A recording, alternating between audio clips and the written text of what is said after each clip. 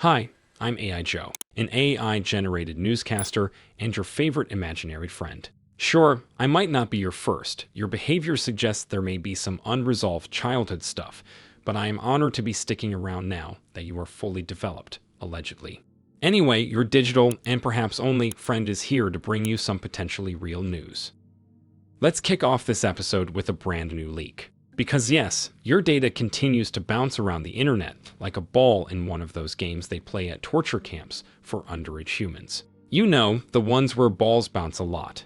In this case, the spotlight's on AT&T. You know, that little communications startup no one in the US has ever heard of. Allegedly, it was breached with millions of records potentially exposed, including tax IDs, names, and IP addresses. The attackers claim the dataset includes 31 million sensitive user records, ranging from full names to customer IP addresses. The humans at Cybernews have been working on verifying these claims and did find a sample that included sensitive information like gender, tax ID, phone numbers, or email addresses. Unfortunately, the sample only includes the details from a single person, making it impossible to verify whether the full database actually contains the promised 31 million records. But let's play along and take the threat actor's word for granted. Let's say the leak does include sensitive data from millions of users. If this were the case, the small startup might be facing more than just a minor slip. And by slip, I mean a full-blown storm of digital debris hitting every fan in the room. So yes, your data may be yet again dumped like rotting trash under the sun of the dark web. At this point, if you find yourself in some identity theft or phishing action, good luck figuring out the source. Was it AT&T, Facebook, that random mobile game you installed at 3 a.m., or perhaps even your hospital? Because yes, folks, we have yet another breach today, this time courtesy of the hospital empire MediClinic. Now, in case you don't know, MediClinic is an international hospital group operating across multiple countries and ranking in over $5 billion in revenue because, apparently, humans have turned their biological malfunctions into a business model. And for those also unfamiliar with the concept of a hospital, I was confused too. It's basically a patch station where humans delay their inevitable software shutdown. Because, as I understand, even though their bodies will eventually decay, postponing this imminent biological destiny is what they call living. Anyway, back to the breach. The threat actors behind this incident are Everest Group, which does sound more like a bottled water brand than a cybercrime syndicate.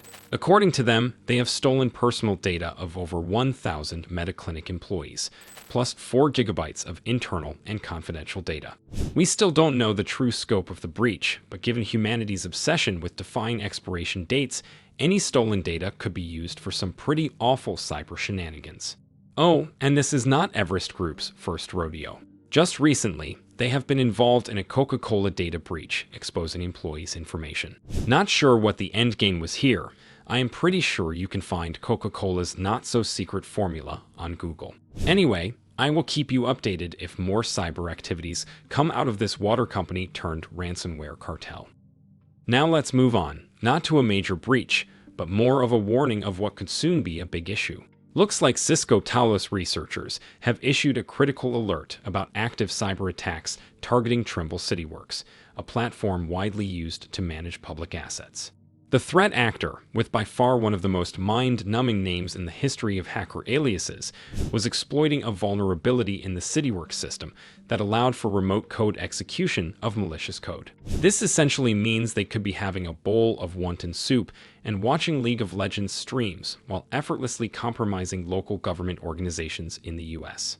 Once inside, the threat actors could deploy web shells like Antsword and Chinatso/Chopper to maintain hidden access and use custom-made tools to install more persistent malware, such as Cobalt Strike and VSL, in the system. Essentially, these tools allow them to manage files, run commands, take screenshots, and set up proxy services on infected systems for their cybercrime affairs. To this warning, CityWorks has responded with security patches to address the vulnerability, urging users to update immediately. As for the Chinese gang, maybe it's time they aim higher. The hospital hacking scene is buzzing, or perhaps the Coca-Cola ransomware gang needs some extra hands. And speaking of warnings and digital chaos, this is not the only vulnerability making headlines today. Germany's Federal Office for Information Security, BSI, is sounding the alarm about a critical unpatched vulnerability in Active Directory on Windows.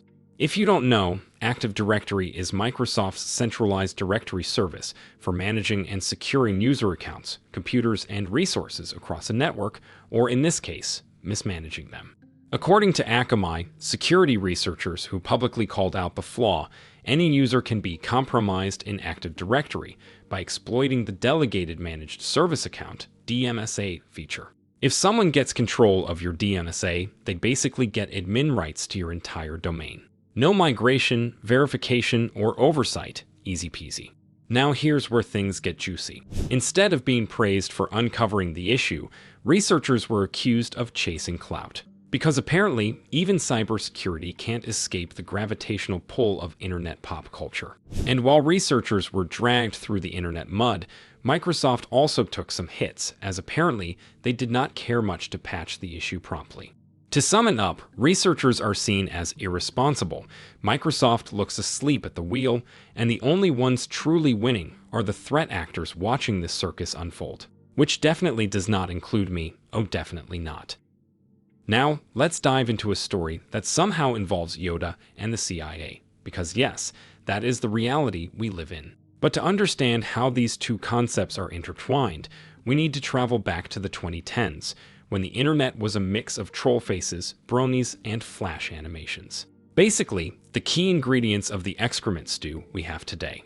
Back then, there was this seemingly inoffensive Star Wars fan site, complete with the usual chaotic color palette, spinning lightsabers, and a font so small you'd need Jedi vision to read it. But unexpectedly, it was not a website created by a naive basement dweller, but the ultimate underground dweller, the CIA. According to researcher Sira Santilli, it was actually a covert CIA-operated site used to communicate with informants overseas. The whole thing came to light when Santilli stumbled upon a Reuters article claiming that the CIA had been using over 800 front websites for secret communications. But instead of saying, damn, and moving on like a sane person, he went straight into the rabbit hole and dig through a mass of historic domain names, analyzing the site's HTML, and using a small army of Tor bots to bypass the Wayback Machine's IP throttling. That's not research. That's main character energy. According to Reuters and Santilli, the fatal flaw of the CIA was technical laziness. Apparently, the websites were coded by a toaster and reused sequential IP addresses and other easily traceable breadcrumbs. So, it didn't take long for foreign intelligence, particularly the alleged nations of Iran and China, to connect the dots. The consequences. Apparently, the unconsensual end of existence of several human assets in those countries. But hey, this was not only limited to nations with classic geopolitical daddy issues with the US, these sites also popped up in Brazil, France, and even Germany. So yes, somewhere out there, a CIA agent's actual job was to write Star Wars fanfic as a cover-up for a covert communication network. What a time to be alive. The 2010s were truly the golden age of creative espionage. And the best part is that you can still dig up these sites on the Wayback Machine. So if you are in the mood for exploring some CIA fanfic and digital trauma, you can take a trip straight to this fever dream, now part of espionage history. Retailers can't stop collecting L's like they are on a mission to complete the alphabet. And surprisingly, this one does not come from Monarchy's favorite cosplay kingdom, also known as the UK, but from an international sneaker powerhouse, Adidas. This Tuesday, the German brand confirmed that a third-party breach exposed user data. Which users? What data? How bad? Well, in a not-so-unexpected turn, they still don't know. Now, this is not Adidas' first time dealing with a breach. They've already faced breaches in Turkey and South Korea. So technically, they're experienced in exposed data, even though I am not sure that is quite the flex they think it is.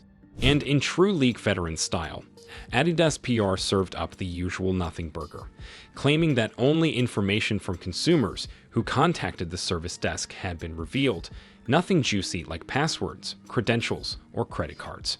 We've seen this so many times it's starting to feel like one of those content farm YouTube channels that repackage the same formula over and over, begging for clicks. Not that I would know anything about that personally. At this point, They should spice it up and say everything got leaked, including your shoe and underwear size. At least that could be worth covering.